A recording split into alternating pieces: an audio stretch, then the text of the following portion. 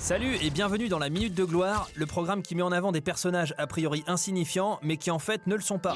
Comme vous le savez, au commencement, Dieu créa le Verbe, et puis fabriqua tout un tas de trucs, d'animaux et de personnes, et certaines arrivèrent en premier et d'autres en dernier. Si je vous parle de ça, c'est parce qu'aujourd'hui on évoquera les personnages secondaires de Good Omens, une série britannique dans laquelle l'ange Aziraphale et le démon Rampa vont s'allier pour empêcher Dieu de déclencher l'apocalypse. Et dans ces personnages secondaires, on trouve des pointures, comme quoi, dans la Minute de Gloire, les derniers sont vraiment les premiers.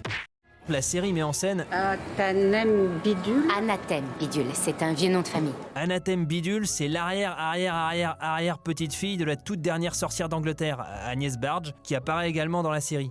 Alors, Agnès Barge s'appelle Agnès Nutter dans la version originale et elle est directement inspirée par Alice Nutter, une femme de bonne famille accusée de sorcellerie et pendue en 1612 sur le témoignage d'une fillette de 9 ans. Une autre victime dupée par le patriarcat. Autre temps, autre mœurs. Ce qui est intéressant, c'est que dans la série, Agnès Barge-Nutter a écrit un livre, Les belles et bonnes prophéties, dans laquelle elle donne la recette pour retrouver l'antéchrist. Bon, comme vous l'aurez compris, la série est dense et complexe, mais en gros, si on veut éviter l'apocalypse, il faut retrouver l'antéchrist. Autant vous dire qu'ils sont un paquet à vouloir mettre la main sur le livre, à commencer par Pulcifer, l'arrière petit-fils du grand inquisiteur qui a fait pendre Agnès. Ça va, vous me suivez ?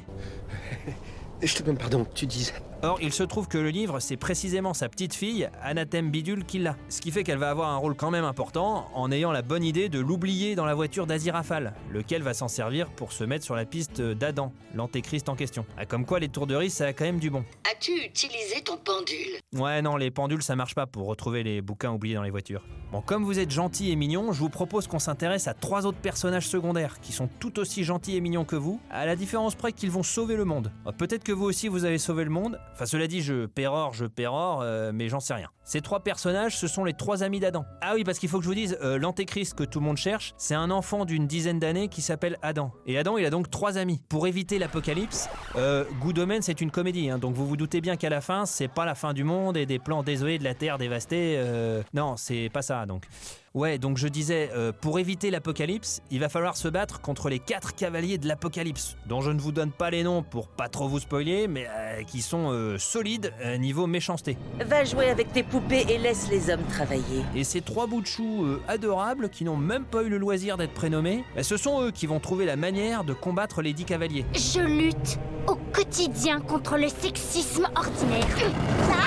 Ça vous apprendra à mieux considérer les amis de vos enfants quand ils squattent chez vous pour jouer aux jeux vidéo. Bref, tout ça pour dire que Good Omens, c'est typiquement une série où les persos secondaires sont centraux pour faire avancer l'histoire. Même s'il y aurait aussi beaucoup à dire sur les performances de Michael Sheen et David Tennant en ange premier de la classe et en démon nihiliste. Ah, et quand on dit faire avancer l'histoire, c'est presque à prendre au sens littéral, parce que si apocalypse il y avait, histoire il n'y aurait plus. Vous me suivez ? Et en plus c'est drôle, que demande le peuple ? J'ai cru comprendre que vous cherchiez une nourrice.